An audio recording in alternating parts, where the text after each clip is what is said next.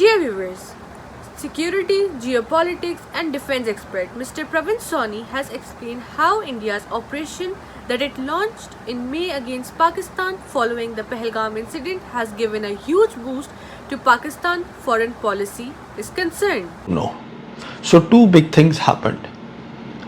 First is that the world came to the assessment that Pakistan military in a conventional war had emerged as a peer competitor of the Indian military, and this was a big thing. Because until now the thinking in the world was that Indian military was superior to Pakistan military. That thinking was destroyed. And the second was that the world saw that China, a great power, came in open support of Pakistan, the type of support that the Indian military did not get from the friendly nations of Russia and America. And this I will explain. We know that Pakistan had the advantage of the Bedu constellation, satellites constellation for real-time surveillance, which it seems that the Indian military did not get either from America or from Russia, their GPS or GLONASS of Russia. And the reason why I say that is that in the Indian Express of June 21, there is a news that clearly says that the Indian military, one of the things it has learned post sindoor is how to get real-time surveillance for its military actions through commercial satellite companies. And they have done a deal with the American commercial satellite company. So this is a big thing, and it could also be interpreted as neither Russia nor America was keen to support India militarily against Pakistan in this Operation Sindoor. This is the way it has to be assessed. Now, when I say that Pakistan's foreign policy has got a major boost, what it means is that all the three great powers of the world today, which is America, China and Russia, they want close ties with Pakistan. Mr. Sawhney names the three great powers in the world and explains why they are rightly known as great powers, Which is Russia, China and America. When we talk of a great power, we are talking of two characteristics of that nation. One is that a great power is one which cannot be pressurized or intimidated by any nation of the world. For example, we have seen President Trump. He has failed miserably in trying to pressurize either China or Russia because both are great powers.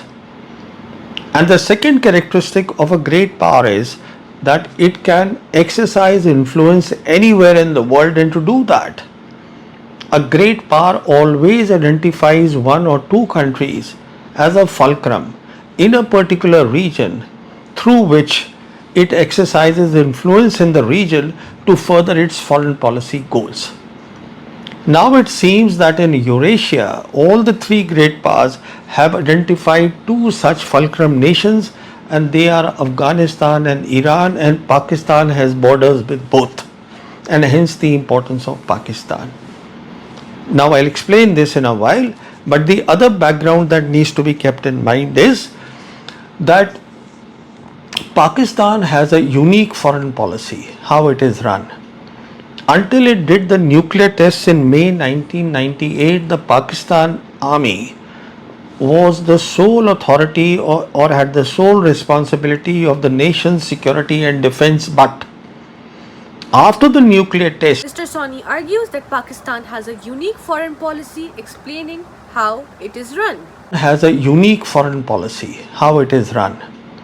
Until it did the nuclear tests in May 1998, the Pakistan Army was the sole authority or had the sole responsibility of the nation's security and defense. But after the nuclear test, the then Army Chief General Jahangir Karamat, he sent a note to Pakistan Foreign Office saying that Pakistan was now a nuclear weapon state, and hence Pakistan Army will have a say, if not total control of Pakistan's foreign policy. And all this has been written in an excellent book called Eating Grass by Brigadier Firoz Hassan Khan. Shedding light on the relationship between Pakistan and Iran, Mr. Sawhney says that relationship between the two Islamic countries have enormously strengthened in recent time. As far as Iran and Pakistan are concerned, they have their relationship has solidified.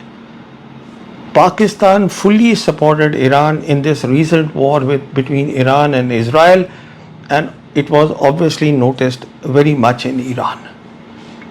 And we know that next week the Iranian president is visiting Pakistan, so the two countries will come closer despite the differences. The differences obviously are there on Baluchistan as well as on religious ground. But Mr. Sawhney concludes his argument by offering his thoughts on the situation after Operation Sindoor. Happened because of Operation Sindoor. And the situation is that Pakistan relations with the three great powers have warmed up. And as a consequence of that, please also understand today the world is divided into global north and global south. Global north are the industrialized nations which follow America, and the global south are the developing and less developed nation which agree to the philosophy and the thinking of another set of entirely different thinking which is led or which is supported by China and Russia.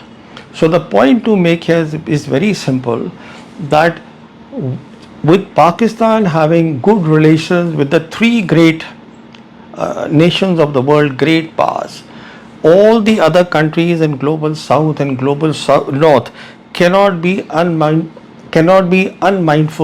of Pakistan's risen status. India Zabud Zainab Sarfraz Ahmad, Karachi, Pakistan. Ana Zainab Sarfraz Ahmad, Karachi, Pakistan.